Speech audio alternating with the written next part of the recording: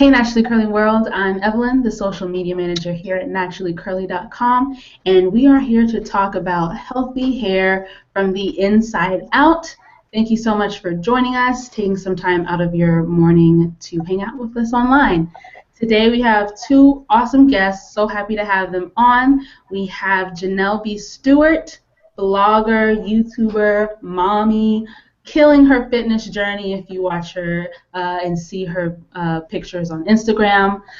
Thanks so much for being here. Hello, everyone. Thank you for having me, Evelyn. And then we also have Dr. Phoenyx Austin. She is a certified sports medicine specialist, best-selling author, entrepreneur, hair crush times 100. Thank you so much for being with us today. Hey guys, thank you for having me. So today, it's March. Happy March. We are 3 months into the year. I don't know how that happened already, but we are well into the year, and we want to just check up with everybody and see where your fitness goals are, how on track are you, and how we can incorporate more fitness-related information into our natural hair regimens, because for Black women, the two are kind of interlinked. And so when we go natural, we end up going natural in a lot more other areas of our lives. But we still have questions and we need tips and tricks, so we decided to host this hangout to help you all out. So first, Dr. Phoenyx, can you tell us a little bit more about yourself and what you specialize in and kind of your journey thus far? Well, as you said, I'm a certified sports medicine specialist. And I'm also a communications consultant. So I work with major brands and organizations to basically educate the general public about fitness and healthy living. And I do that through articles and videos. And I'm also an author of the best-selling Natural Hair Care Guide, If You Love It, It Will Grow. And last but not least, I am the creator of an awesome line of nutritional supplements for women who want to get healthier hair and body. Awesome, and we will be talking about supplements in this hangout. So, Jenell, can you tell us more about yourself and your fitness journey? Absolutely. So my name is Jenell B. Stewart. I'm the founder and editor-in-chief of KinkyCurlyCoilyMe.com, which is a natural hair woman's destination for all things natural hair online. I'm also a YouTube content creator for the channel Black is Beautiful, as well as several other social media platforms, including Jenell B. Stewart, where I share my lifestyle, my family, and Healthy Jenell, where I talk about my fitness and my any health-related topics. I recently became vegan, doing some research and just reading up on the vegan lifestyle, and as someone who had been vegetarian prior to the birth of my children, I was really interested in what it would be to help myself going the step further with veganism and really eliminating meats and meat byproducts from my diet. So it's been a really awesome experience. Some other really notable things is recently I've officially lost, I should say, 100 pounds. Wow. So I've been doing it as it relates to weight loss, and I've done it all completely transparent by sharing that experience with my audiences on social media and through YouTube, showing that there's no easy way out. You have to put the work in, and if you do so and you eat well, you'll definitely reap wonderful benefits. Awesome. That's so inspirational, and that's why we have you here today. So speaking of diet, I want to kick this off with some nutrition questions. So, Dr. Phoenyx, what is a balanced diet? Like, what does that mean? And how much does diet affect hair growth? Okay, so balanced diet, that's going to be different things for different people, just off the cuff, okay? So if we're talking about a bodybuilder or a fitness model or someone like myself who works out sometimes twice a day, your balanced diet is going to be drastically different than someone who's a little bit more sedentary or maybe works out a handful of times a week. So let's just get that, straight for anybody who's going to, who's watching this. So let's take the average American woman who works out about 2 to 3 times a week. Let's just go with that model because a lot of people are going to relate to that. Yeah. So an average balanced diet for that woman is going to be comprised of high protein, high to moderate fat intake, and I would recommend low carbohydrates, low to moderate carbs. And the reason why is because people don't realize that carbohydrates are getting broken down into sugar instantaneously. And if you're not active enough, then that sugar is going to be turned into fat. It's just another storage form of energy in your body. So that's what happens with a lot of people who don't exercise as often, but they maintain a diet that has more carbs than they're actually burning off. So bottom line, balanced diet for the average woman, high protein, high to moderate fat intake, healthy fats, so we're talking about things like omega-3s, omega-6s, and moderate to low carbohydrates, depending on how often you're working out.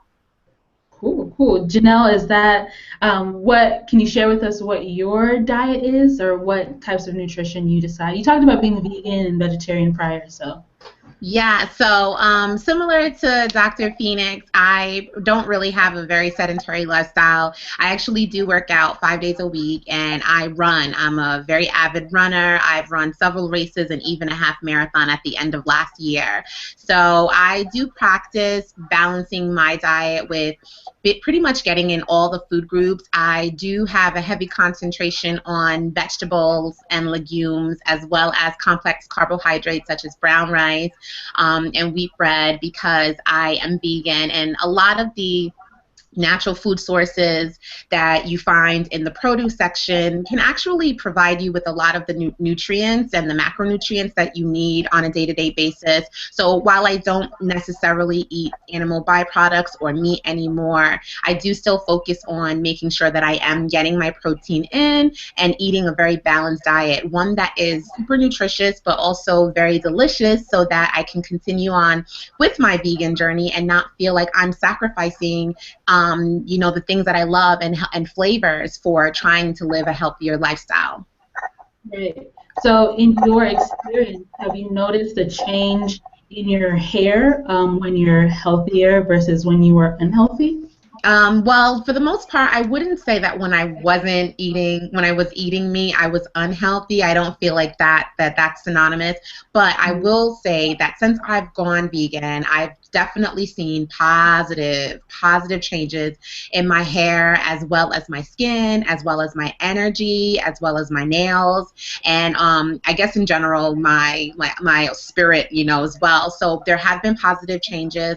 My hair generally, I would say my hair grows pretty much average already as it is, but the quality of my hair, the overall luster and shine, the elasticity, all of those things are proving to be healthier in general. I can see those changes immediately. Cool. So then, Dr. Phoenix, talking more about nutrition and how that affects hair growth, and you were talking about your supplements.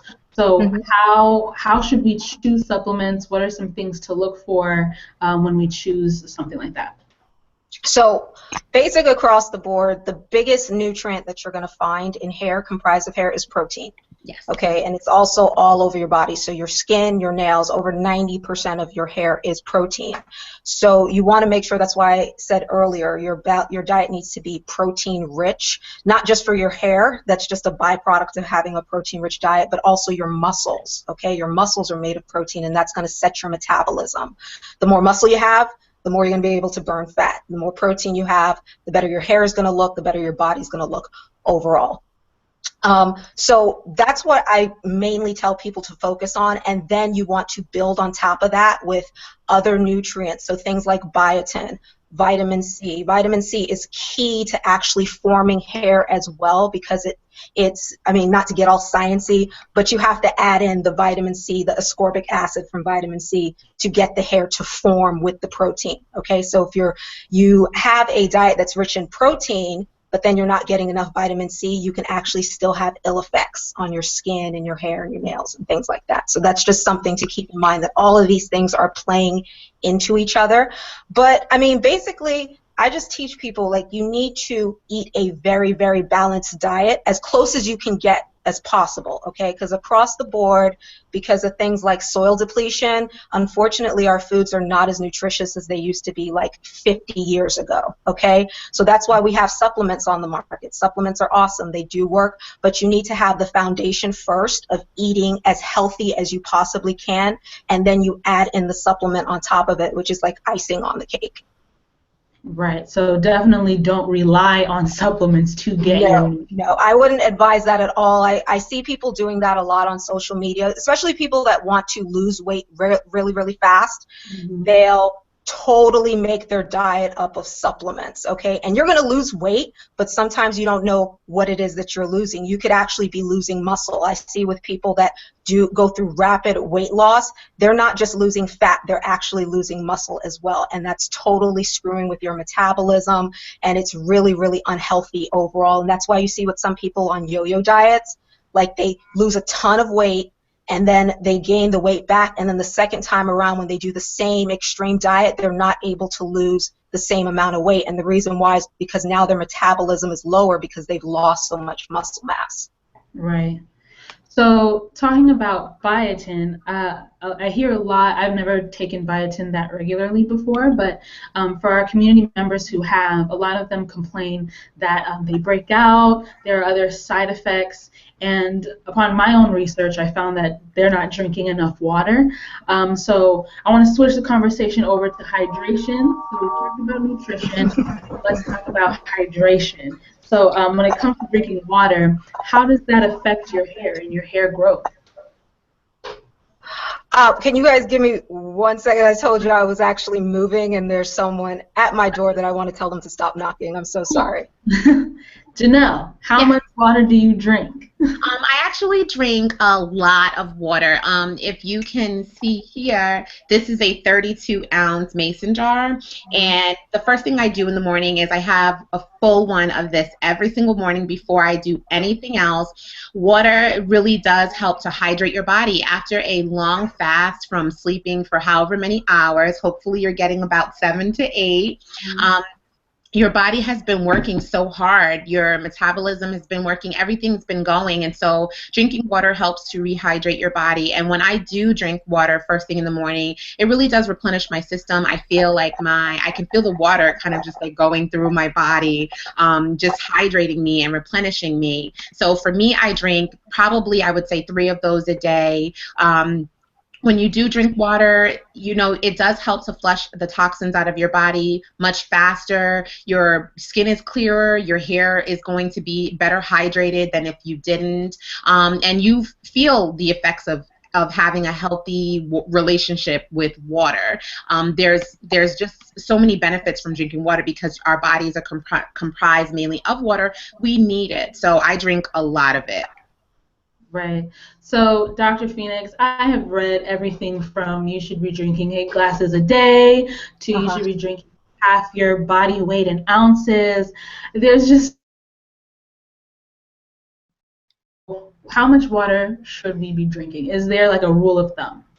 I mean, I've seen the 8 glasses a day rule. There's actually no scientific basis in that, but people have just been saying it for so long that it's become, you know, commonplace knowledge or commonplace. I go by the Institute of Medicine's water recommendation, which for women is approximately 100 ounces of water a day. But keep in mind, this is also flexible because let's say you live in an area where it's very, very hot and you're sweating a lot, so you're losing a lot of water, then naturally you're going to need to drink more water so you don't get dehydrated. So that can be, it can change, but if you wanted some type of guideline, I would say going with the Institute of Medicine. That's what I follow, and they say about 100 ounces of water a day, fluid ounces. That's a little under a gallon, and for men, it's 128, so right at a gallon. So I would recommend that for anybody who wants as precise as possible. But basically another way to tell if you're hydrated, properly hydrated, is just to look at your pee. And if it's dark yellow, then that's a sign of dehydration. If it looks pretty much clear, then that's a sign that you're getting enough water. Right. So at 100 ounces a day, it sounds like Jenell, you're right on track. Drinking Yeah, those pretty three. much. And some Yeah. days some days I'm doing a little bit more because I am working out. That's another factor. Like if I'm working out, I have to drink. I have to hydrate myself. I cannot just run 4 or 6 miles and not drink anything. So I probably do get a lot more on the 5 days that I work out. Right. So we talked a lot about the healthy habits that can help our bodies, and a byproduct of that is helping our hair. But I want to learn more about the unhealthy habits that some of us have that can affect our hair specifically. So, Dr. Phoenix, we have a question here about how does alcohol and smoking affect our bodies and thusly our hair? Well, when it comes to alcohol, that's kind of iffy because it's about moderation, because there are lots of studies out there that show the benefits of moderate intake of alcohol. So I wouldn't say that alcohol can have a negative effect on hair. It's really how much you're taking in. And the alcohol is just going to have, not specifically the hair, but it's going to have a negative effect on your overall health, which your hair is subsequently going to show as a result of your overall health, okay? So now, on the other hand, with smoking, there is no health benefit to smoking whatsoever. Right. I haven't seen any studies out there on that. So across the board, smoking is definitely something that you don't want to do because smoking contains, smoke contains toxins, it contains carcinogens that can lead to cellular death. Just something to keep in mind is that your follicles, like your hair is dead, okay? Your hair is not alive. It can look really cute and awesome, but your hair is not alive, but your follicles are, and you've got follicles all over your body that produce hair, except for your palms and the soles of your feet. So you've got to keep in mind that your follicles are alive. So if you're putting something in your body that's going to cause cellular death, that's going to cause health problems, then you can ultimately end up killing off your follicles. So that's just something to keep in mind with smoking, that yes, it can negatively affect your body overall and end up damaging your follicles as a result too. Yes, so everybody watching this, put down the cigarettes, like Please. If not for your lungs, for your twist out, right? So the final question I have for the diet portion of this conversation, and then we'll transition into a more fitness-oriented conversation, is meal prep. So I wanted to direct this question to Jenell, and then we'll get Dr. Phoenix. We'll get your thoughts on this afterwards. But meal prep, do you do it? Does it work for you? Does it not work for you? You're a mom. How? Well, I think meal preparation is absolute key to living a healthy lifestyle. For me, the reason why fast food restaurants are very successful outside of the food tastes so good is that they make it so easy for you to get it. It's accessible. It's readily available. It takes a few minutes. So I believe in that same method of preparing my food for myself. If I make it fast food and it's easy for me to access, then the likelihood of me eating the healthy options is going to increase. So when I was single and had no children, I did follow the meal prep basically when you would just create all the different meals and put them aside. But now that I'm a mom of two and I have a husband, I don't necessarily meal prep in the same way, but I still do meal prep where I create several dishes that I plan to have for most of the week. Sometimes they can last a full 5 days, and I will prep them. I'll make a big pot of brown rice, and then I'll prep that in a very large bowl, and then we'll eat from that rice throughout the week. And the same thing with any major components that are to be served with the rice. We just follow the same concept. Make them in large batches and then save them in the refrigerator, and then we take from them as we desire throughout the week. I love to prep my snacks. I know things that are easy to grab like bananas and apples and oranges or pears, plums, those are always favorites because you can just take them to go. But I love berries. I love strawberries. I love watermelon. I also love grapes. So I actually prep them by putting them in Ziploc bags so that I can have them when I want them. I can just grab them and go. And smoothies are another favorite. If you're someone like me who loves eating fruits and also wants to incorporate more vegetables in your diet, but you're just having a hard time doing so, having a smoothie is a great option for you because you can get all your servings in one shot. If you have a really good balance between your fruits and your vegetables, you can really cover a major ground by making your smoothies. And if you use glass airtight mason jars for your smoothies, you can actually save them up to 72 hours in the refrigerator, requiring you not to have to make it every single day and have to clean out your blender every single day, but instead maybe twice a week if you want to have a smoothie for a meal replacement like breakfast, or if you want to have it as a snack. So I really do believe in meal prep. It really helps me. It keeps me in track. And when I have those moments when I either have been working too long or I've been out of the house for too long and I walk through the door, my meals that have been prepped is what saves me from devouring those items in my kitchen and my pantry that are not the best, or picking up the phone and calling the Chinese store because I know it'll be here in 15 minutes. So that really does help me, and it has made my weight loss of 100 pounds. It's the one thing that has really saved me. Right. So it's all about setting yourself up for success. Exactly. Creating an environment where it's easier to grab the healthier option than it is to like go out and get something bad for you. Yeah. So Dr. Phoenix, do you meal prep? You're a professional at this. Absolutely, yes. And the funny thing about it, where I hear people initially that start eating healthy and they're on their fitness or weight loss journey, complaining about options. And the truth of the matter is, if you were to look at the average person's eating style, we tend to eat the same thing over and over and over again. We don't realize it, but we do. Even, whether we eat unhealthy or we eat healthy, people just naturally are creatures of habit. So when we find something and we like it, we stick to it. So meal prep is actually pretty easy if you come with that state of mind that this is something I naturally do anyway. I like to eat the same things over and over and over again. So with myself, I'm big on meal prepping. I actually work out first thing in the morning. What I do is the night before, I'll prep a smoothie. I make a green smoothie in the morning. And I make that with the different ingredients. It's a very high protein green smoothie that I make, and I use my nutritional supplement for that. And then afternoon, I have another meal that I usually get. It's like a meat salad. So I do eat meat. And typically it's a green salad with either things like bison or beef or fish. And then for the evening or night, I like to keep it kind of light with soup. So I'm always meal prepping. As far as I wanted to mention fruits and things like that, I'm actually not big on fruits. I don't know why. Since I've taken up different styles of like weight training and fitness protocols, my sweet tooth is actually diminished. It wasn't even something that I tried to do. It just went down, and a lot of people do experience that. So I stopped eating sweets, and I only eat seasonal fruits.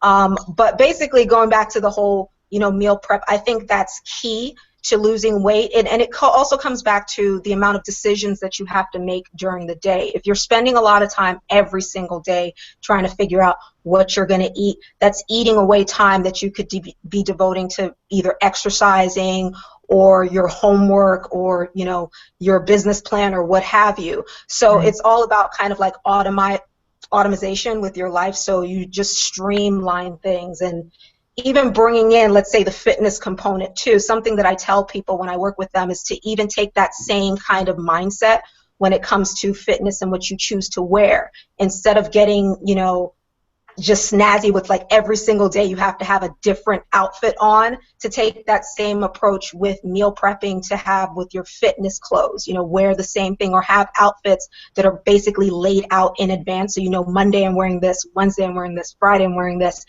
And it keeps things very, very streamlined, so you're able to better stay fit, lose weight, and just live an overall healthier and easier lifestyle. Yeah.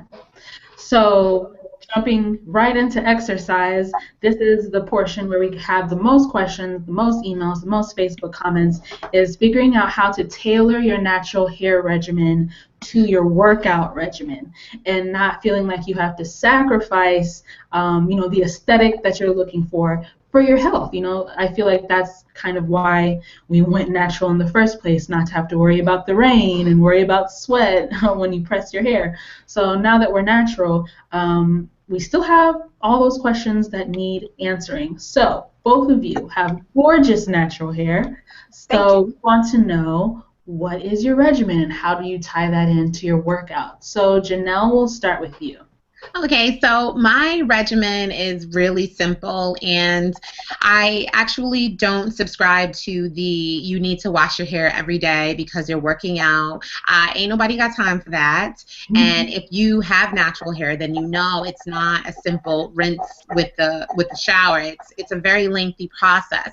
So I am not able to wash my hair more often than I can, and I'm not co-washing all the time throughout the week because it really just doesn't work for me. So a few things that I've noticed about my hair when I'm working out, because I do work out in the morning, my hair is twisted from the night before in the normal silly twists or braids that we all wear to bed so that we can maintain some level of curl definition in the next day if we want to wear our hair in a stretched afro. So I usually am running with my hair already in twist. I will pull my twist into a low ponytail, and if I didn't twist my hair the night before, I'll wear it in a top knot like you see now, or I'll just put it up in a puff. Usually after my run, I do have time before I start my work day, so my hair does have an opportunity to air dry a little bit. It's not fully dry, but if I ever want it to be completely dry, I'm also not afraid to grab the blow dryer and just make sure that my roots are drier so that if I do take my twist out, it doesn't necessarily ruin the entire style. My typical wash day is pretty much every other weekend, and even though I am working out 5 days a week, so within a 2-week period, that is 10 workouts, and sometimes my runs are very rigorous where you can actually see the salt crystals on my skin, and sometimes they're really laid back where I'm just weight training and there's not as much sweat. So every day is not always like super drenched hair, but like I said, my regimen as far as washing, it just cannot be more than it already is because I just don't have the time for that. And my hair hasn't had the negative effects as far as like having the sweat be there because it is air drying. If you do give your hair an opportunity to just dry, as most of us do, the style that I'm wearing now is not a style that I would recommend for you if you just did a heavy workout to keep your hair up like this, because the environment there is just a breeding ground for bacteria and your hair is not open so that it can air dry. So something like this, if I ran in this, I absolutely would have to take it down to allow my hair to air dry on its own naturally. But for me, it's just very simple. Like I said, every couple of weeks is when I can wash my hair, unless I am trying out a new product or I just feel like it, but that's not very often. Right. Dr. Phoenix, what about you? What's your regimen? Very low maintenance. That's my regimen across the board. Typically, and I mean, for people who follow me on social media, you see my hair's usually twisted. That's how I typically wear my hair, and I love wearing my hair in twists because it basically lends itself to anything. And it's very easy to maintain. So my hair is usually twisted or it's out in a big afro. If I'm and the only time I really let it out in a big afro, honestly, is if I'm taking pics, I'm doing some type of photo shoot or something. But other than that, it's in the twist. As far as cleansing, my cleansing routine, I cleanse my hair even at like the highest of like my workout regimen, so like twice a day where I am sweating, and I'm sweating even more because I just recently moved to Florida, so we've got like nice 90-degree weather right now. Yeah. But even with the sweating, I wash my hair with a cleanser, so typically co-washing. I like conditioner more so than shampoo, but that'll be once a week. And if I do want to do twice a week, the second wash is just literally plain water. I'll just rinse my hair out with water. I won't use a cleanser on top of it again because I'm just very, very conscious about stripping oils from my hair and drying my hair out. Another reason why I do that is because I do like to swim. So I have to be even more cognizant of all the chemicals that I'm putting on my hair on top of the chlorine water or the salt water. But essentially my regimen is very, very simple. It's in twists. If I'm working out, it's going to be pulled back like this, just to keep the hair out of my face, and I just go hard in the gym, and that's it. Yeah. And then for me, I don't work out nearly as much as both of you do. But when I do, my hair is really short. So we get a lot of questions from people who have TWAs, teeny weeny afros, and I am, again, I big chop, so I'm again in that phase, and I just rewash my hair because it's not that crucial for my length. So I think like we're all different examples of how you just have to tailor your regimen to your hair length, your hair texture, and how complicated you want to make your life. I think we're all pretty, we like doing simple regimens, and because the hair is not the most important part, it's the health. So Yeah, and let's switch it Evelyn, up. one thing I always like to say is I'd rather a banging body than a banging twist out. Amen. I'm with you on that one. So we have a question here. Someone asks, is witch hazel okay to use on your scalp between wash days? So have either of you tried anything like a dry shampoo or a witch hazel to clean your scalp? I've used dry shampoo, but I'm not so much a fan of it, to be honest with you. I'm just not. I find that when I did use it, there was a lot of caking. Even the ones that claim that it didn't do that, it was just a lot of caking. So I'd rather just fully cleanse the hair. If you're going to cleanse the hair, then just cleanse it. I've never personally used witch hazel, but it is a type of astringent, so I can see the logic with that. I'm not going to recommend it, but I can see the logic in using something like witch hazel on your scalp to cleanse your hair. But just me personally, if I'm going to cleanse my hair, then I'm just going to do it, with a cleanser, a conditioner, or I'm going to use water. I'm not really a fan of like dry shampoo or any type of hair care thing to kind of like just hold you over until the next step. I'd rather just clean the scalp completely. Cool. Jenell, what about you? I've never used a dry shampoo, and I've not used witch hazel personally on me. I agree with Dr. Phoenix. If I'm going to wash my hair, I'm just going to wash it. But I think in terms of like the alternative options to cleansing your hair, if you're doing it because you legitimately feel like your hair is so dirty you need to wash it, then I think you should just wash it. But for the most part, as Dr. Phoenix and I have already explained, we are working out pretty rigorously, and even with that, we're not seeing negative effects or impacts of that on our hair. So I don't know if it should be as much of a concern as it is for some people, because, like, the average woman working out, how much sweat are you producing? How much dirt is there in your hair outside of normal things? I mean, we sweat at night. We are depleting water in a lot of activities we do, and we're not necessarily rushing to wash our hair the next day because we sweat in our sleep. So, just don't necessarily rush to wash your hair because you feel like that's what you're supposed to do if you sweat in your scalp.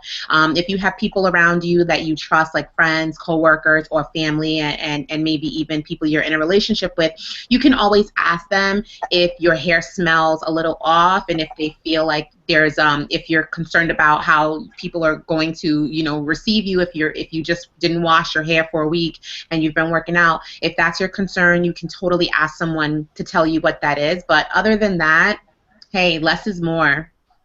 Yeah. So we have another question here about scalp conditions. And do either of you have advice for those people who are trying to get healthy, but also trying to have an awesome hair day, but they have a scalp condition? Dr. Phoenix, any advice? Well, if you have like a scalp condition, you need to be especially mindful of what types of products you're using, because they can make the condition worse. I mean, with some of these conditioners, moisturizers, what have you, they may be awesome for a woman who doesn't have a scalp condition, but something as small as just the fragrance in that conditioner could end up making your scalp, the condition of it worse or exacerbating the condition. So that's something to keep in mind. Also, if you have not seen your doctor about your scalp condition, you definitely should. This is not something that you should just kind of self-diagnose and try to figure it out or use witch hazel or what have you, because of, once again, the follicles on your head. The inflammation that you can get from scalp conditions, so something like eczema. Let's say you've got eczema on your scalp, okay? That's a type of inflammation of the skin. You could end up inflaming your hair follicles, which could then end up leading to death of your hair follicles, which could end up leading to hair loss. So you want to be very, very careful about scalp conditions. You should always go and see your doctor or even a dermatologist, so that's a more specialized type of doctor, to get evaluated for it and get put on medication if you need to. I mean, there's tons of great medications on the market that if you need it, it can help cure your condition, and then you can go right back, to using some of your favorite products that may have caused, issues in the past. So that would be my recommendation for anybody who has a scalp condition. If you haven't seen your doctor, you really need to go see them. Yes, agreed. So, Jenell, we have a question here about how to prevent, especially talking about skincare, how to prevent the product in your hair from kind of rolling down into your face. Let's say you have a pre-poo treatment going, a deep conditioner going. How do you prevent products from getting on your face? Okay, well, I guess in general, because I'm a heavy sweater, and we're talking about this happening during some type of like aerobic activity or something like that. Because in general, I am a big sweater. I really do sweat very easily in activity once my heart rate is going. But it's very weird because it can be a super hot day and everybody around me is sweating, but yet I'm like, it's not even that hot. But when my heart rate gets up, boy, do I start to sweat. So for me, I actually do wear a sweatband.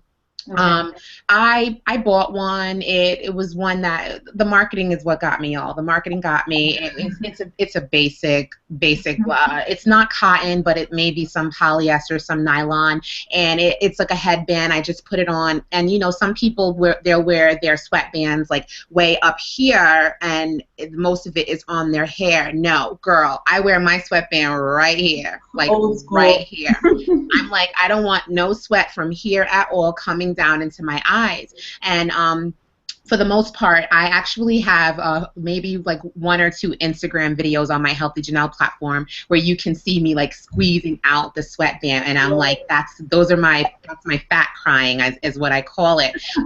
But I wear my headband or my sweatband on my head when I'm working out because it really does help to keep the sweat from running down my face, and essentially any product that's in my hair that is being mixed in with the sweat coming down. So you can always make a makeshift sweatband with any type of old fabric you have, something that's stretchy so you can tie it, and you can just wear that. And if you're finding that there's so much product dripping down your hair or whatever, then I would just advise you to keep like a towel. That's another thing that I do even with the sweatbands, because sometimes the sweat can be excessive, and once the sweatband fills up with sweat, it reaches its capacity, and it's just like you can't stop it. I keep a towel with me, and I just continuously just dry my face off, and that's just something that that's worked for me.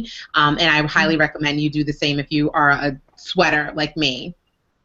Awesome. So we have another question which kind of flows from that one. People want to know, what are y'all's gym bag essentials? So Dr. Phoenix, we'll start with you. What is a must-have for your gym bag? My gym bag is actually pretty succinct. Other than shoes, jump rope. I always carry a jump rope with me, and I've got several of them because I break them so often. But yeah, that's actually a really good question. So jump rope, shoes, water bottle. That's another big one. I usually carry 2 water bottles because one I just have plain water, and then another bottle I'll use water plus like branched chain aminos or a pre-workout or something like that I use to hydrate during and after my workout. And that's basically it. And then when I get home or to my office space, then I'll, wash up, and I've got all like my hair care stuff in. I like to keep it, I like to keep my gym bag light because I take my workouts so many different places. Sometimes I'll be outdoors. I'll go to a park. Sometimes I'll go to the physical gym. I actually just got a membership at the Y because I love their pool. They've got an awesome outdoor pool. So I like to be very, very portable. I don't like to carry around a heavy gym bag because I want to just be able to get up and go and take it wherever. Right. Jenell, what about you? Yeah, I'm a little different from Dr. Phoenix. My gym bag is a little bit heavier, and I think the reason why my gym bag is a little bit heavier is because sometimes I want to do different types of workouts, and if I'm in a scenario where I'm like, this is what I want to do that day, and that's what my spirit is leading me to, I don't want my gym bag to not have that particular essential with me, and I don't necessarily carry the gym bag like with me as I work out. So if I go to the gym, I can put it in the locker, and if I go to like the trail, we have a very beautiful outdoor reserve trail, I can just leave it in my car. But essentially what's always in my gym bag is my standalone water bottle. So if I am going to the gym, I can take that and put it on the machine or wherever I'm working out. And then I have my runner's pack, which has a little pouch and also a water bottle for when I'm running. And I carry that pack with me if I'm deciding to do a run that's a little bit longer than maybe 5 miles. So that way I can have my water with me on my person as I run. I always have some type of like fitness energy gel. I personally like the goo. I take the one that's sea salt caramel. It tastes just like a melted Hershey bar. It is so delicious. And if I do run a longer run, like 6 to maybe 12 miles, like when I was training for a half marathon, this is not something that happens all the time. Don't get intimidated. But when I do that, I do need to refuel my energy after about an hour into the run, because anything beyond that, my energy is just depleted, and it's also very unsafe to not restore that energy into my body. So I do have my energy gel. If I am in the gym, I always have my fitness gloves in there because these hands are like so sensitive. If I by any means pick up even the lightest dumbbell, I have calluses on my hands. So I do lift weights. I strength train very often. I love deadlifts. I love doing dumbbell curls, and I do use a lot of different fitness equipment, and I always just have my gloves. So if I want to use that machine, I know I have my gloves. I also carry 2 different types of magazines. I like to, if I'm running on a treadmill, I actually like to read and run. I know it's crazy. My husband always thinks I'm like insane because I'm running, like full on 5.5 running and like legit reading. It just keeps my attention away from the run, because if you run on a treadmill, it's just running on a treadmill. It's not like running outside where it's entertaining or you have so many things to look at. It's so boring. So to keep me from just looking at the clock, like how many more seconds, how many more minutes, I read. So I read Runner's World, and I read Shape magazine when I go on the elliptical machine, because Shape magazine is a lot more quicker articles. And I would say the last thing that's major from my bag is my wireless headphones. I used to wear headphones that you connected into the phone, and I'm just not about that life anymore. So I wear a big pair of wireless headphones, and mine are by Scalp. This is the second pair this is the first pair from this brand, but this particular brand, no matter how much I sweat, and like I said, sometimes I've run like 13 miles, no matter how much, these things are on point. They do not slide, they do not shift, and they have been lasting me for a while. So those are my essentials. Awesome. So we have time for just a couple more questions. We have a few people asking Dr. Phoenix for more information about her supplements. And so could you give us a little more information about the different types you have maybe, or the benefits of them? Yeah, so I just recently launched my supplement line in the late 2015, so they're very, very new, but they've been something that have been in development from when I published my hair care book. So a lot of people came to me with when I published my hair care book, and they were talking about, the chapter that I emphasized nutrition, because a lot of books were not emphasizing the importance of nutrition. It was more focused on styling. But with my training, I know how beauty and fitness and nutrition go hand in hand, and a lot of women don't jump on that. They don't realize how the foods and the supplements we take can really give us a leg up in the beauty department. So I wanted to basically launch a line that merged the two, the fitness and the natural beauty. So I came out, my signature supplement, Beauty and Body Protein for healthy hair and body, that is like my top of the line. I have so many people that love that product, and it's basically a specialized form of protein supplement. So it's something that I highly recommend that you take first thing in the morning, or you can take it after your workout. Okay, and I make my smoothies, and a lot of my customers and clients, that's what they use it to do. And the reason why you want something like that, the high protein, is what we talked about way in the beginning, is because your hair is made up over 90% protein. Also your muscles, your skin, your nails. And if you are an active person, this is just a little tidbit on protein metabolism, how our body breaks down protein and essentially makes our muscles and our hair.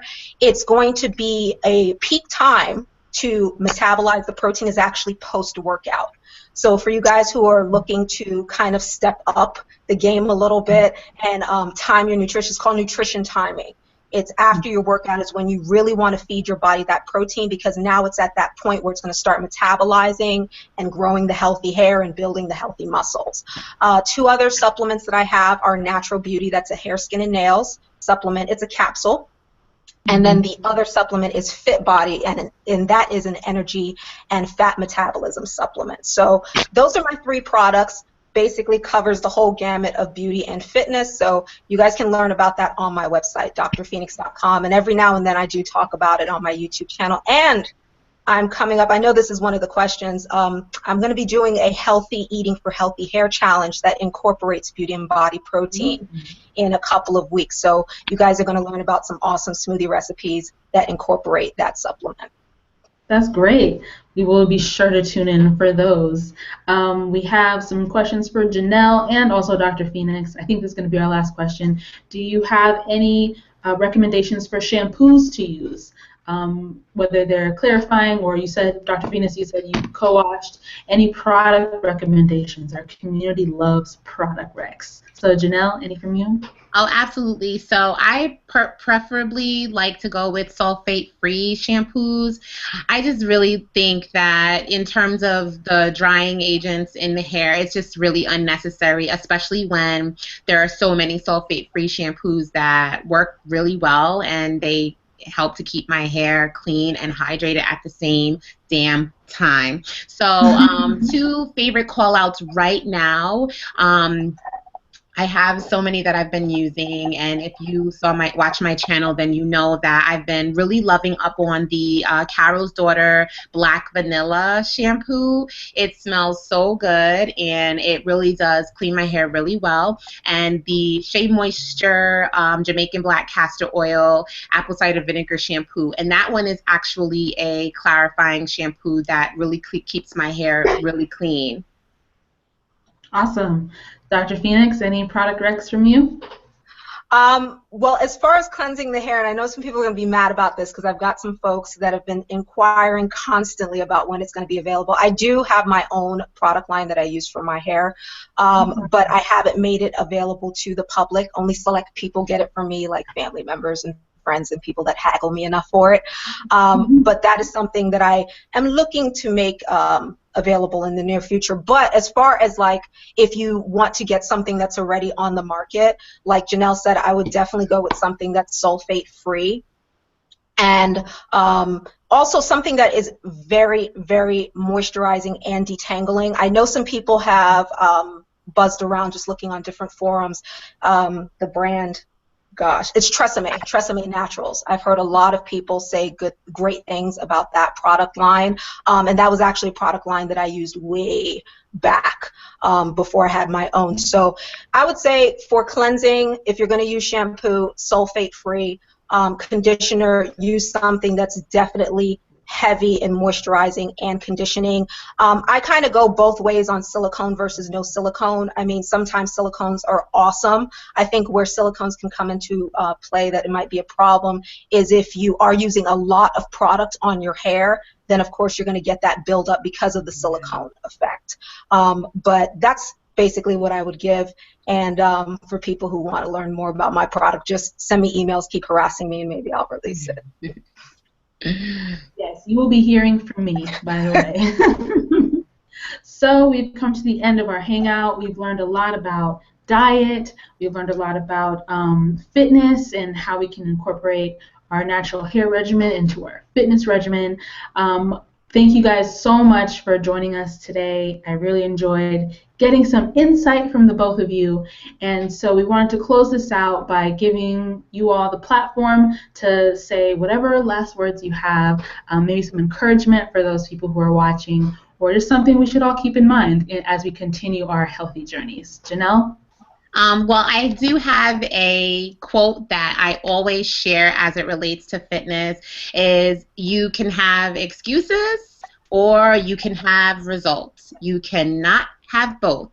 So when you're considering where you want to be, I want you to just meditate on some of the goals that you have. Think about where you currently are as it relates to your fitness, as it relates to your health, as you look at your body from the outside and you think about what you're putting on your body inside. Think about all those things, and if you have goals that you want to change them, start working towards those goals. I do have a lot of information on my vegan lifestyle on my YouTube channel, my lifestyle YouTube channel, which is YouTube/Jenell B Stewart, and on my Instagram page, which is Healthy Jenell. I do share what I'm eating as well as my fitness videos, just 15-second fitness videos, and every third post on that Instagram page is a fitness video there. And of course, for everyone who's tuning in that obviously knows about all the things I do in the beauty community, definitely visit kinkycurlycoilyme.com for your natural hair needs. And if you visit my YouTube channel, you'll get all the tutorials, and I do have some things on how I style my natural hair when I'm working out for any type of viewing pleasure that you need. But just remember, stay true to yourself, and excuses or results. Dr. Phoenix, what about you? Well, I mean, one thing I always try to tell women with fitness is that it's a lifestyle. This is a long haul thing. And it should be fun, okay? That's number one. If you're doing something exercise-wise that you hate, I would recommend changing that, because you're not going to stick with something that you don't enjoy. Me personally, I love jumping rope. It's like the foundation of my fitness protocol. That's what I do. For some people, they like running like Jenell. Some people enjoy walking. It all matters on what you enjoy, because whatever you enjoy, you're going to pick up for the long haul, and you're going to do it consistently. Also, fitness, weight loss, being beautiful naturally, growing healthy, beautiful natural hair is just a byproduct of a healthy lifestyle. All this stuff just comes naturally to you once you start living healthy. So that is something that I would say you need to get straight, because I see so many people that want to get healthy, they want to get fit, and they think it should be drudgery, that that's just a natural part of the process, and it's not, okay? It really, really isn't. Like, every day that I exercise, I love what I do, and you should love what you do, whatever you pick up. Finally, something that I like to emphasize is the mental aspect of health and wellness, and this is something that I pointed out and I posted on my Instagram a couple days ago. Like, a lot of people, when they meet me, they just naturally assume that I've never had issues with weight loss or my body or self-esteem, and that's absolutely not the case. There was one point, and I'm petite, I'm 5'2", and there was one point where I was almost clinically obese. And I lost the weight, but what I needed to do first, and what a lot of people don't recognize, especially women, is that our unhealthy lifestyle is a byproduct of lower self-esteem or not being in a good mental space. And you're going to need to tackle that first before you start taking on things physical like exercise and dieting. So I look at it as like a whole spectrum, okay? This is holistic. This is the whole total body. We've got to also, get our minds right. Then we get our bodies tight, then our hair naturally looks beautiful, because everything is just a continuum and it flows. So that's what I would impart to everyone who's watching. And if you want to learn more, I typically give advice on weight loss, fitness, natural beauty, and healthy living tips on my website, as well as my YouTube channel. Awesome. Thank you both so much for spending your morning with us. Everybody watching, I hope you enjoyed this. This will be on YouTube permanently for you to watch and rewatch and take notes again. So we'll share out that link once we end the broadcast. But again, Dr. Phoenyx, Jenell, thank you so much for being here. Bye. Bye. Bye.